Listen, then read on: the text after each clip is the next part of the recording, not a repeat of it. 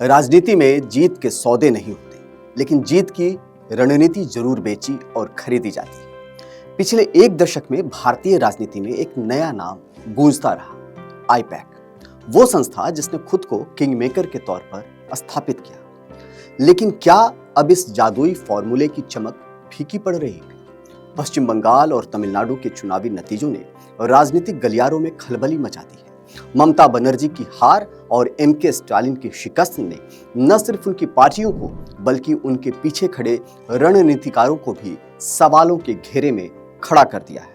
और इसी का असर है कि अब उत्तर प्रदेश में 2027 की तैयारी कर रही समाजवादी पार्टी ने एक बड़ा फैसला लिया है।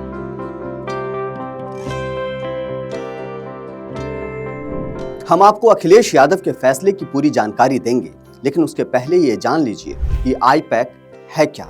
इसका पूरा नाम है इंडियन पॉलिटिकल एक्शंस कमेटी। इसकी शुरुआत 2013-14 के आसपास हुई थी, जब प्रशांत किशोर और युवाओं की एक टीम ने चाय पर चर्चा और 3D रैलियों के जरिए एक नई तरह की राजनीति की शुरुआत की।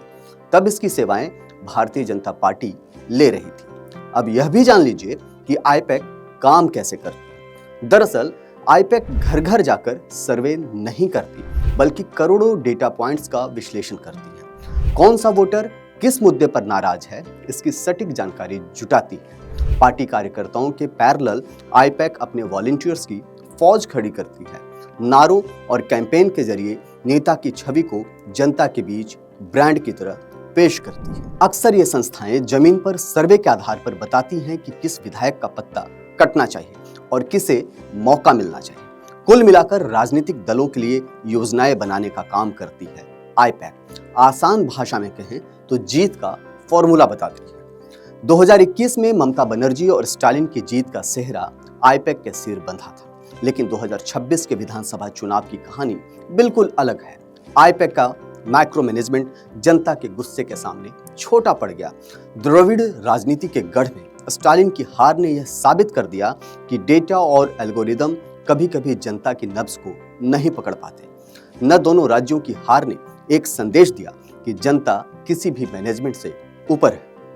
अब बात उत्तर प्रदेश की। उत्तर प्रदेश, जहां 2027 के चुनाव की बिसात अभी से बिछने लगी है। अखिलेश यादव और समाजवादी पार्टी काफी समय से आईपैक के साथ संपर्क में थे।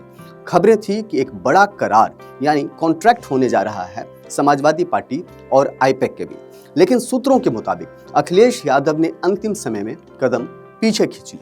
वजह है पश्चिम बंगाल और तमिलनाडु में ममता बनर्जी और एमके स्टालिन की करारी हार। बंगाल और तमिलनाडु में आईपैक के फेलियर ने सपा को सोचने पर मजबूर कर दिया कि जो फॉर्मूला वहां फेल हुआ वो यूपी जैसे जटिल राज्यों में कैसे सफल होगा।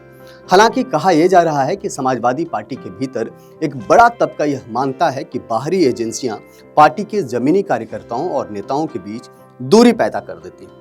समाजवादी पार्टी के इनसाइडर्स यह बता रहे हैं कि आईपैक पर पड़े लगातार छापे और अब 2 राज्यों में चुनावी हार, जहां आईपैक इस चुनाव को मैनेज कर रही थी, उसके बाद पार्टी के थिंक टैंक ने इस संस्था से दूरी बनाना ही बेहतर समझा है। और आईपैक को यह बात भी बता दिया गया है कि चुनाव में साथ नहीं चल सकते। बता दें कि जिस दिन कोलकाता में आईपैक ऑफिस में छापे पड़ रहे थे, ममता बनर्जी आईपैक के दफ्तर पहुंच गई थी। उसी दिन समाजवादी पार्टी ऑफिस में आईपैक अपना प्रेजेंटेशन दे रही थी।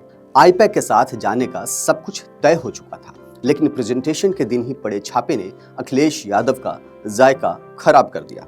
और तभी यह पार्टी सोचने लगी थी कि क्या आईपैक के साथ लेना कहीं भारी तो नहीं पड़ जाएगा। अब ममता बनर्जी और स्टालिन की हार के बाद इस पर मोहर लग गई है, लेकिन शायद ही ऐसा हो कि समाजवादी पार्टी इसे आधिकारिक तौर पर स्वीकार करे। सवाल है कि क्या भारतीय राजनीति में अब डेटा और पीआर एजेंसियों का दौर खत्म हो रहा है, या फिर नेता अब समझ गए हैं कि जीत का असली सूत्र कंप्यूटर स्क्रीन पर नहीं बल्कि धूल भरे रास्तों और जनता के बीच मिलता है। आईपैक के लिए यह दौर आत्ममंथन का है और राजनीतिक दलों के लिए यह अपनी जड़ों की ओर लौटने का संकेत। फिलहाल के लिए इतना ही। देखते रहिए कोहिनूर न्यूज। अगर कोई सवाल, कोई सुझाव आपके पास हो तो वो आप हमारे साथ शेयर कर सकते हैं। तब तक के लिए जय हिंद, जय भारत, नमस्कार।